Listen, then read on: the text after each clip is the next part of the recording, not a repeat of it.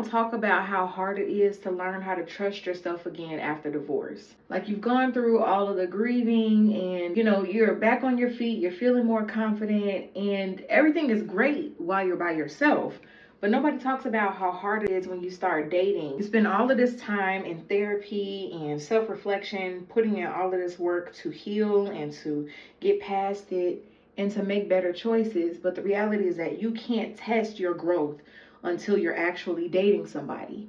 And you can think about how great you're doing because you're happy and you're balanced and you have a routine and you're exercising and you have a great skincare routine and all those different things. But until another person comes into your life and they brush up against those triggers that you thought were gone, you don't really know how much further you still have to go on the healing process. And then it's like opening yourself up to being vulnerable with other people again after you were duped the first time. And it's like you really want love and you really want family, but at the same time, do I really want to set myself up to possibly get hurt again? We don't talk enough about that. It's hard. It is so hard being open and being vulnerable and trusting people, especially in the day and age of AI and the internet and how easy it is to lie and to portray yourself as somebody that you're not. Being a lover girl in a seamless, loveless world is crazy. Like, I'm actually out here with my heart on my sleeve, knowing good and well that there are sleeve bandits just going and ripping them things right off, leaving them on the ground. They don't even want them. They just want to take them just because they can, just because it's fun, it's sport. And don't get me wrong, I'm not saying that that's everybody out here. I do believe that there are some genuine people, but the likelihood of us running into those people versus running into the ones that don't have good intentions becomes slimmer every day. So I bring this up because I just want to remind those of us who are healing from past trauma, whether it is abusive relationships or, divorce or whatever it is, be patient with yourself because it's not an easy task.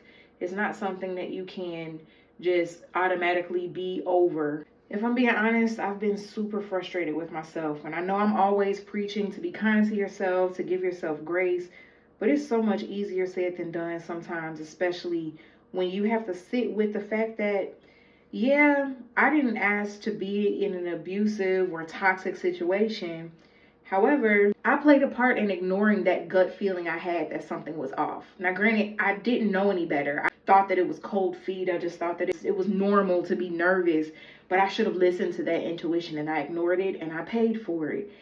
And so it's like, I want to be graceful toward myself, learn and to fail forward if I have to, but it's so much harder to do when it comes to matters of the heart. I used to think that a good man wanting me was a no-brainer because I'm a good woman. And I found out the hard way that just because you're a good person doesn't guarantee that you will meet someone that is well-intentioned, because that's just not how the world works. And oftentimes, because we're good people, we become targets of people who don't have good intentions because we just assume the best in everybody. And I think that's the part that sucks the most, because now I'm forced to be a lover girl, non-lover girl's clothing, so that I can make sure that whoever is trying to occupy my space and set up residence in my peace is actually worthy of the address. Constantly fighting the urge to overthink every single little thing because I don't want to mess up again. I don't want to make the same mistakes. I don't want the same questions and interrogations and accusations from people that I thought had my best interest at heart. I thought had my back, saying, well, how did you end up in this situation? How did you not see it? Well, hey, don't you think that if I would have known, I wouldn't have willingly gone down this path? So now I'm scrutinizing every single thing because I don't want to go through it again. And that's hard to do.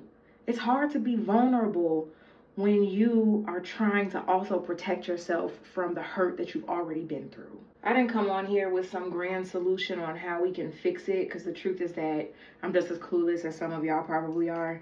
I just wanted to let you all know, whoever may be feeling exactly what I'm feeling, that you're not alone, and that I'm hoping we will get to a place, all of us, where we can be more kind to ourselves, where it doesn't feel like such an uphill battle, where we can really be soft enough to be ourselves and to love freely without fear of everything be some type of grand scheme to take us down. So if you are feeling this way, just remember you're not by yourself.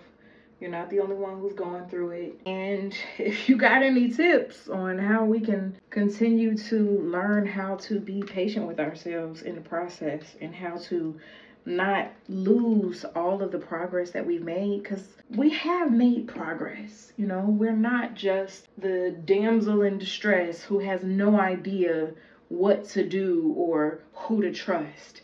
We have literally rebuilt our lives, and that counts for something. We just, we're still figuring it out. We're still building, and that's a process. And sometimes it feels better than other days, and sometimes it's still confusing, and sometimes it tricks us into believing that we haven't gone anywhere, but we really have. So yeah, if you feel like I feel, just know you're not by yourself, and hopefully we'll continue to be gracious with ourselves and with others.